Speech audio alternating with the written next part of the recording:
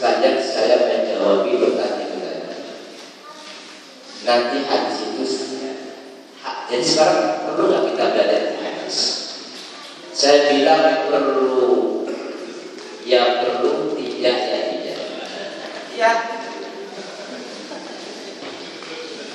Orang yang belajar ilmu hadis itu, sekarang saya contoh, semisal Imam Bukhari, yang menulis hadis itu, misalnya Imam Bukhari itu generasi selanjutnya, padahal dari usia ke Mekah itu menempuh perjalanan sekarang sekitar 6 bulan ya. Tanya, Imam Malik yang ada dengar dari tabi'in gimana begini. Nanti coba katakan kepada sahabat lain bagaimana begini. Itulah yang ada sedikit perbedaan. Tetapi ada satu hal yang penting. Kalau hadis menyentuh masalah hukum, betul-betul hapus saja.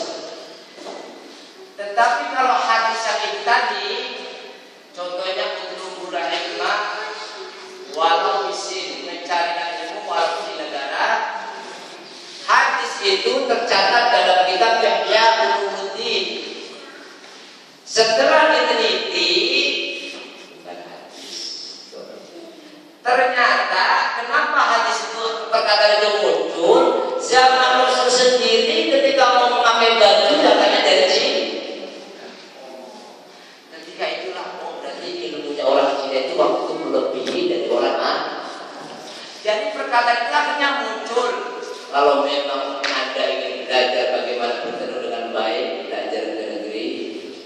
Perkataan itu populer dan tidak populer. Yang jelas itu tidak bentuk mau kejilat silakan dan kejilat itu tidak apa-apa karena tidak itu masalah hukum.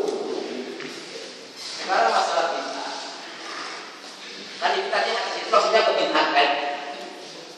Begini, saya tadi terima kasih dengan Ustaz Umar. Ada satu hadis yang sangat membahayakan kata Muhammad Abdul.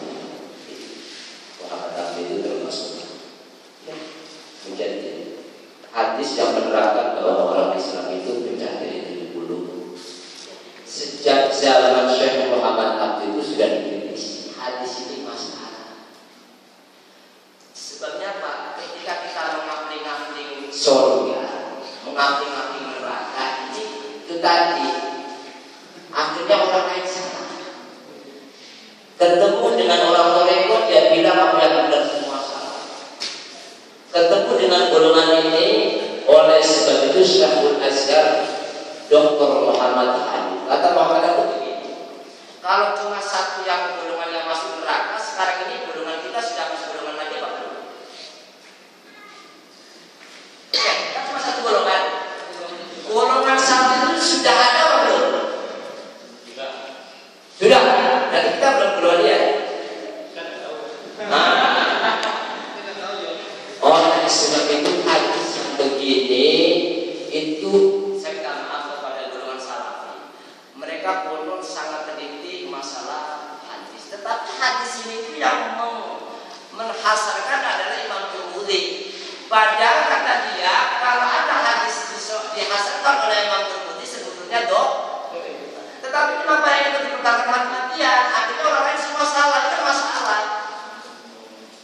Kalau saya begini, para ulama akhirnya Dr. Muhammad Habib ternyata ditemukan bukan itu, terbalik ya, yang orang Islam itu yang 73 kalau memang ada, yang satu masuk neraka yang tidak mengakui Allah walaupun namanya Islam, yang 73 walaupun sedikit berbeda inilah yang insya Allah masuk ke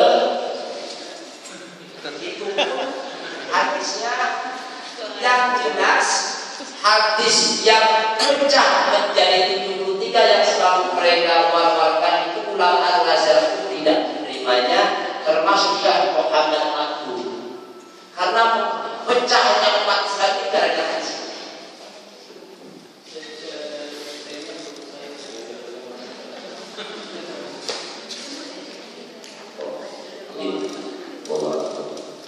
Tapi yang jelas hadis ini tercatat dalam Imam Tirmidzi. Kami Tirmidzi-nya tidak ada. Kami Tirmidzi bukan ada. Saya tidak ada. Ibnu Majah ada. Itu tadi saya diterangkan. Walaupun matanya tidak begitu, tapi dia bertabrakan dengan Quran. Wa'tasimu bihablillah. Kita itu diajarkan lagi cuma inna sholati wa nusuki wa mahyaya wa mamati lillahi rabbil wa sa'yu ila Nabi pun tidak pernah berani aku masuk surga ini jangan sekali ya. Karena kita ini cuma yang kita tuntut adalah wa makhiratul jinna wal insan illa dia. Yang jelas dengan hadis inilah kami minta maaf, mungkin ada bapak-bapak yang membaca contohnya seperti Kiai Haji seperti Abbas, mudah-mudahan mereka yang punya ulama besar kita. Tapi apa jadinya dalam tarekat kita enggak tarekat di Indonesia ini.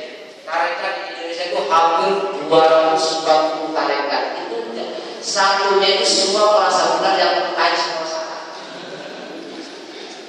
Kalau organisasi yang besar di Indonesia biasanya Muhammadiyah alhamdulillah sekarang sudah menemukan